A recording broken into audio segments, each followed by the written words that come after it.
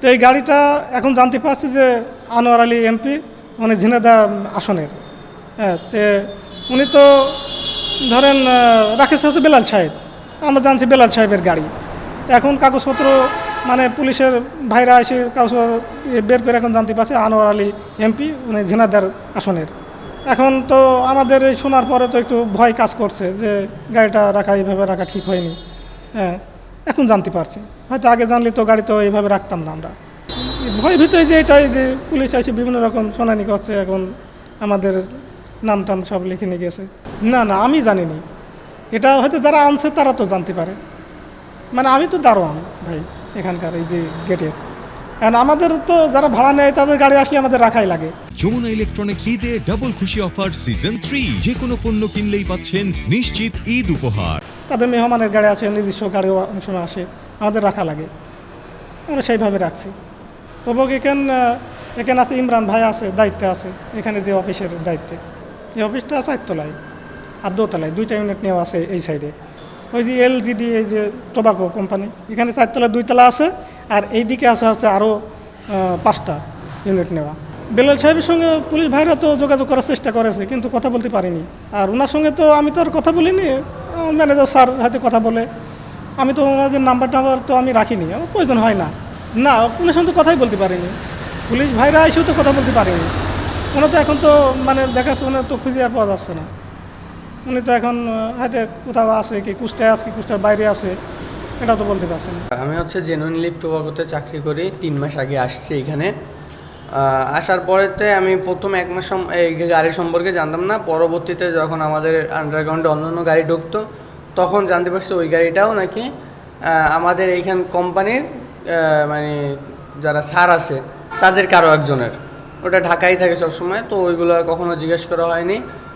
পরে এই গতকাল রাতে আমাদের এক স্যার আমাদের ড্রাইভারকে ফোন দিয়ে বলছে যে 4 তলায় মানে এইখানে হচ্ছে আমাদের আগে একজন স্যার থাকতো, যার একটা ডয়ার আছে, ডয়ারটা ফুল তালা মারা, নাম হচ্ছে জাহিদ স্যার। আর হচ্ছে আলমগীর স্যার নামে আরেকজন থাকতো, 2 জন থাকতো। জাহিদ স্যার অনেক আগে চলে গেছে। আলমগীর স্যার যিনি আছে ওনার একটা ডয়ার আছে, উনি এখন আর থাকে না, তো ডয়ারটা তালা মারা আর কি। তো উনি ড্রাইভারের মাধ্যমে আমারে ফোনে কথা বলে বলছে যে অমুক জায়গাটা চাবি আছে, ওইটা ওনাকে দাও ড্রাইভারকে। তো আমি ওইভাবে চাবি নিয়ে দিছি। দেওয়ার পরে আমি ড্রাইভারের সাথে গেছিলাম নিচে, কারণ আমি তো আর এই সম্পর্কে জানতাম না আগে। তো যাওয়ার পর ড্রাইভার গাড়িটা আর কি ওপেন করার চেষ্টা করছে, কিন্তু চাবি নষ্ট হয়ে গেছে, চাবি কোনোভাবে কাজ করছিল না। তারপরে মনে করেন ভিতর থেকে চাবি খুলে গাড়িটা খুলছে, খোলার পরে আর গাড়ি স্টার্ট হচ্ছিল না। তো এর ভিতরে দেখি কিছু লোক আসছে, মানে সাধারণ জনগণ আর কি। সাধারণ জনগণ আসার পরে জিজ্ঞেস করছে গাড়ি কার, বিস্তারিত এইগুলো। পরে আমরা যেটুকু জানি এইটুকুই বলছি। বলার পরে কিছুক্ষণ পর পুলিশ আসছে। পুলিশ আসার পরে আমাদের কাছে সব কিছু জিজ্ঞাসা করছে, সব কিছু খোঁজা টোজা করছে। আমাদের 4 তলায় আসছিলো, এবং এই যে ফ্ল্যাটটায় আসার পরে সব কিছু খুঁজে টুজে সম্ভবত গাড়ির কাগজ টাগজ পাইছে, কী আর কি পাইছে গাড়ি সম্বন্ধে। আর গাড়ি যেন যার গাড়ি তার সম্পর্কে জানতে পারছে যে কার গাড়ি।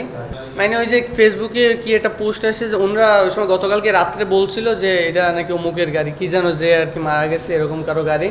পুলিশ বলতেছে যে আমরা তথ্য পেয়ে আইছি, ওই যে ঝিনাইদহ 4 আসন কি বললেন ওই ওনার গাড়ি, পুলিশ এরকম বলতেছে। তো আমাদের যারা স্যাররা বলছে গাড়িটা বের করার কথা, মানে গাড়িটা স্টার্ট দেওয়ার কথা বা চাবি সম্পর্কে যারা বলছে তাদের তথ্য আমরা দিছি, আমাদের কাছে যতটুকু তথ্য ছিল তাদের তথ্য দিছি। বাকিটা হচ্ছে পুলিশ তদন্ত করার পরে জানাবে যে কি আসলে বিষয়টা, গাড়িটা কিভাবে আসলো এখানে। ধরেন গাড়িটা নিচে ছিল এটা সত্যি, আর এরকম আসলে সঠিক কোনো তথ্য পাওয়া যায়নি। পুলিশ চেক করার পরে জানা যাবে। এবং গাড়িটা যার আন্ডারে ছিল আর কি, গাড়িটা যার আন্ডারে ছিল আমাদের যে কোম্পানির যে স্যার, তার আর কি বলে দিচ্ছি, আমরা তথ্য দিয়ে দিচ্ছি না।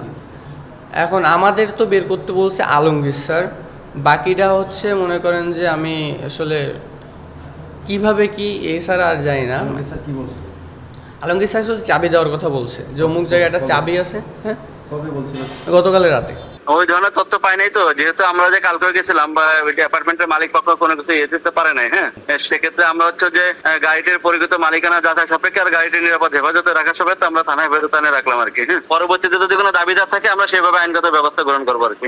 এটা এখনো জানতে পারিনি, এখনো যে কেয়ারটেকার বলতে পারে না, আর বাড়ির মালিক তো বলতেছে ভাই এটা তো আমি জানি না, হয়তো বা কোনো ভাড়াটিয়া নিয়ে আসছিল, এটা অথেন্টিক নিউজ না ভাই, আমরা জানি না এখন ওইভাবে, এখানে আমরা এটা দেখি আর কি। হ্যাঁ, গাড়ি নেওয়ার পরিকল্পনা আমরা এটা সিজ করে রাখছি। হ্যাঁ, যদি পরবর্তীতে দাবিদার থাকে এবং কোনো গাড়ির মালিকানা সংক্রান্ত কাগজপত্র উপস্থাপন করে, ওই কাগজপত্র উপস্থাপন করলে আমরা ওটা যাচাই করবো, যদি কোর্টের মাধ্যমে এটা নিষ্পত্তি হবে, কোর্ট যদি এভাবে অর্ডার দেয় আর কি।